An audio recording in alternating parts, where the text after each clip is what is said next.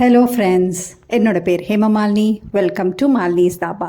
இன்றைக்கி நம்ம சேனலில் குழந்தைங்க முதல் பெரியவங்க வரைக்கும் விரும்பி சாப்பிடக்கூடிய உருளைக்கிழங்கு வறுவல் எப்படி செய்யறதுனா பார்க்க போகிறோம். ரொம்ப சிம்பிளாக, ஈஸியாக, அதே நேரத்தில் ரொம்ப டேஸ்ட்டாக, ரொம்ப கிறிஸ்பியாக இருக்கும். இதை தயிர் சாதம், ரசம் சாதம், சாம்பார் சாதத்தோடு வச்சு சாப்பிடும்போது ரொம்ப பிரமாதமாக இருக்கும். இது ஒரு அருமையான லஞ்ச் பாக்ஸ் ரெசிபி. ட்ரை பண்ணி பாருங்கள். வீடியோவுக்கு போகிறதுக்கு முதல்ல இது வரைக்கும் நம்ம சேனலை சப்ஸ்கிரைப் பண்ணாமல் இருந்தால் மறக்காமல் சப்ஸ்கிரைப் பண்ணி வச்சுட்டு பக்கத்தில் இருக்க பெல் பட்டனையும் ப்ரெஸ் பண்ணி வச்சுக்கோங்க. அப்போ தான் நான் போடுற வீடியோஸ் உங்களுக்கு நோட்டிஃபிகேஷனில் வரும்.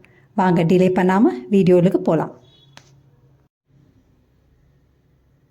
உருளைக்கிழங்கு வறுவல் செய்கிறதுக்கு பெரிய ஓக்கொன்று அடுப்பில் வச்சுருக்கேன். இதில் 3 டேபிள் ஸ்பூன் அளவுக்கு எண்ணெய் சேர்த்துக்கோங்க. எண்ணெய் நல்லா சூடானோன்னு 1/2 கிலோ அளவுக்கு உருளைக்கிழங்கு எடுத்து தோலெல்லாம் நல்லா சீவிட்டு கழுவிட்டு நீட்டாக வெட்டி வச்சுருக்கேன். மீடியம் சைஸில் வெட்டிக்கோங்க. உங்களுக்கு விருப்பமான ஷேப்பில் வெட்டிக்கோங்க. உருளைக்கிழங்கு சேர்த்த பிறகு ஃப்ளேமை மீடியம் டு லோவில் வச்சு நல்லா வறுத்துக்கோங்க. உருளைக்கிழங்கு வேகிறதுக்காக 1 டீஸ்பூன் அளவுக்கு உப்பு சேர்த்துருக்கேன். உப்பையும் சேர்த்து நல்லா வதக்கி விட்டுக்கோங்க. நல்லா கோல்டன் ப்ரௌன் ஆகணும். எல்லா இடத்துலையும் நல்லா கோல்டன் ப்ரௌன் ஆகிற நல்லா வறுத்துக்கோங்க. பாருங்கள், இந்த அளவுக்கு, அதாவது 80% உருளைக்கிழங்கு வந்து நல்லா வெந்திருக்கு. அந்த அளவுக்கு நல்லா ஃப்ரை பண்ணிக்கோங்க. இது ஒரு பக்கத்துக்கு எடுத்து வச்சிடலாம். அதே பேனில் 2 டீஸ்பூன் அளவுக்கு எண்ணெய் சேர்த்துக்கோங்க. எண்ணெய் நல்லா சூடானோன்னு 1 டீஸ்பூன் கடுகு, 1/2 டீஸ்பூன் சீரகம், அதுவும் நல்லா பொரிஞ்சோடனே கொஞ்சமாக கருவேப்பிலை சேர்த்துக்கோங்க. கருவேப்பிலையும் நல்லா பொரிஞ்சோடனே 7லேருந்து 8 வெள்ளை பூண்டை நல்லா பொடியாக நறுக்கி வச்சுருக்கேன். அதை சேர்த்துக்கலாம். அதையும் சேர்த்து நல்லா வதக்கி விட்டுக்கோங்க. இந்த அளவுக்கு நல்லா வதங்கின பிறகு ஒரு பெரிய வெங்காயத்தை நல்லா பொடியாக நறுக்கி வச்சுருக்கேன். அதை சேர்த்துக்கலாம். அதையும் சேர்த்துட்டு நல்லா வதக்கி விட்டுக்கோங்க. 4-5 நிமிஷம் லோ ஃப்ளேமில் வச்சு நல்லா வதக்கி விட்டுக்கோங்க. வெங்காயம் வெள்ளை பூண்டு நல்லா சுருள வதங்கணும். அந்த அளவுக்கு நல்லா வதக்கி விட்டுக்கோங்க. இந்த அளவுக்கு வதங்கின பிறகு நம்ம ஏற்கனவே நல்லா ஃப்ரை பண்ணி வச்சுருக்க உருளைக்கிழங்கு சேர்த்துக்கலாம். உருளைக்கிழங்கையும் சேர்த்துட்டு நல்லா வதக்கி விட்டுக்கோங்க. 2 நிமிஷம் கைவிடாமல் நல்லா வதக்கி விட்டுக்கோங்க. எண்ணெயிலே நல்லா பொரிஞ்சு வரணும். மறுபடியும்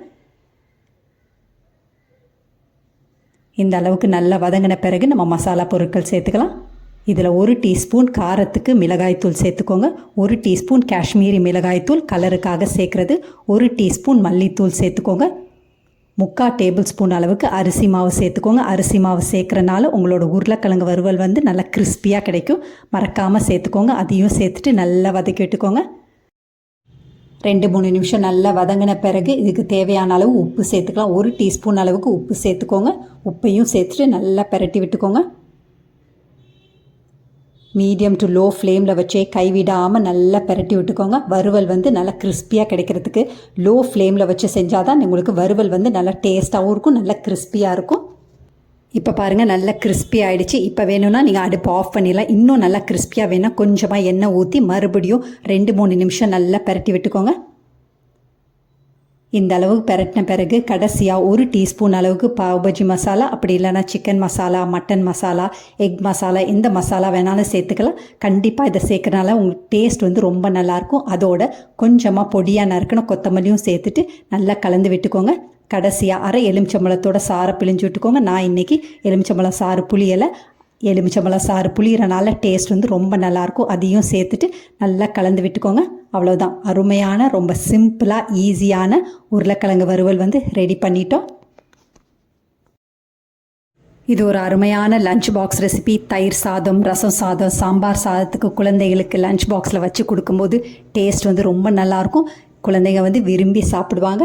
இதே மாதிரி அளவுகளோடு நீங்களும் இந்த உருளைக்கிழங்கு வறுவலை செஞ்சு பார்த்துட்டு எப்படி இருக்குன்னு கமெண்ட் பண்ணுங்கள். பிடிச்சிருந்தா இந்த ரெசிபியை உங்கள் ஃபேமிலி ஃப்ரெண்ட்ஸோட ஷேர் பண்ணுங்கள், லைக் பண்ணுங்கள், சேவ் பண்ணி வச்சுக்கோங்க. இந்த மாதிரி ரெசிபீஸ் வேணும்னாலும் மறக்காமல் நம்ம சேனலை சப்ஸ்கிரைப் பண்ணி வச்சுக்கோங்க. தேங்க்ஸ் ஃபார் வாட்சிங் ஃப்ரெண்ட்ஸ்.